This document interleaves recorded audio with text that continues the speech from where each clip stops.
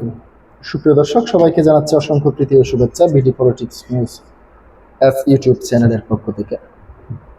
আজকে আমি যে বিষয়টি নিয়ে কথা বলবো সেটি হচ্ছে বাজেট অধিবেশন। প্রিয় দর্শক,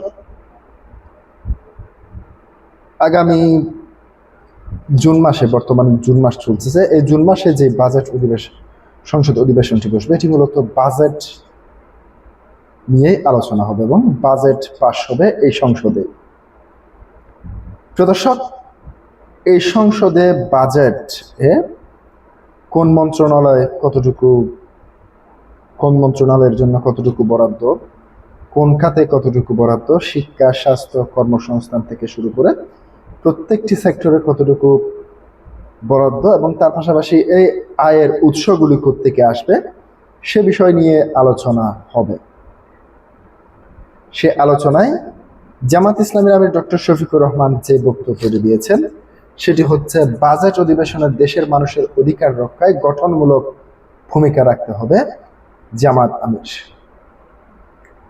আসন্ন বাজেট অধিবেশনে দেশের সাধারণ মানুষের অর্থনৈতিক অধিকার রক্ষা এবং একটি কল্যাণমুখী রাষ্ট্র গঠনে আমাদের সংসদ সদস্যদের বলিষ্ঠ ও গঠনমূলক ভূমিকা পালন করতে হবে বলে মন্তব্য করেছেন জাতীয় সংসদের বিরোধী দলীয় নেতা জামাত আমির ডক্টর শফিকুর রহমান।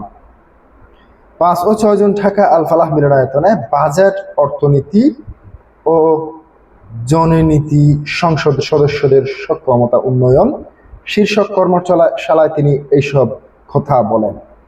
বাংলাদেশ জামাত ইসলামীর আমির ডক্টর শফিকুর রহমান কেন্দ্রীয় মানব সম্পদ বিভাগের উদ্যোগে দলের সংসদ সদস্যদের নিয়ে আয়োজিত হয় এই 2 দিন ব্যাপী এই কর্মশালা। এই কর্মশালায় জাতীয় সংসদের জামাত ইসলামীর 77 জন প্রতিনিধি সবাই অংশগ্রহণ করেন এবং আগামী 26 ও 27 অর্থ বছরের জাতীয় বাজেট পেশের প্রাক্কালে সংসদ সদস্যদের অর্থনৈতিক ও জননীতি বিষয়ক জ্ঞান ও সংসদীয় দক্ষতা বাড়ানোর লক্ষ্যে এই বিশেষ উদ্যোগ নেওয়া হয়েছে। কর্মশালায় আরো বক্তব্য রাখেন সংগঠনের সেক্রেটারি জেনারেল এবং সাবেক সংসদ সদস্য মিয়া গোলাম ফরওয়ার এবং সহকারী সেক্রেটারি জেনারেল ও সাবেক সংসদ সদস্য HM হামিদুর রহমান আজাদ। তারা সংসদীয় রীতিনীতি, আইন প্রণয়ন প্রক্রিয়া সংসদ সদস্যদের আরো দক্ষ ও কার্যকর ভূমিকা রাখার আহ্বান জানানো হয়। 2 দিন ব্যাপী কর্মশালায় দেশের শীর্ষস্থানীয় অর্থনীতিবিদ এবং বাজেট বিশ্লেষক এবং নীতি নির্ধারকরা মূল প্রবন্ধ উপস্থাপন করেন।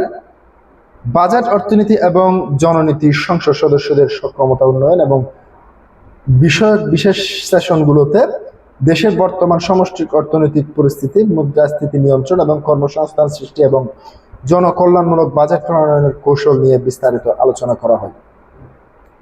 সংসদ সদস্যরা কিভাবে জাতীয় বাজেটের চুলচেরা বিশ্লেষণ করে সংসদের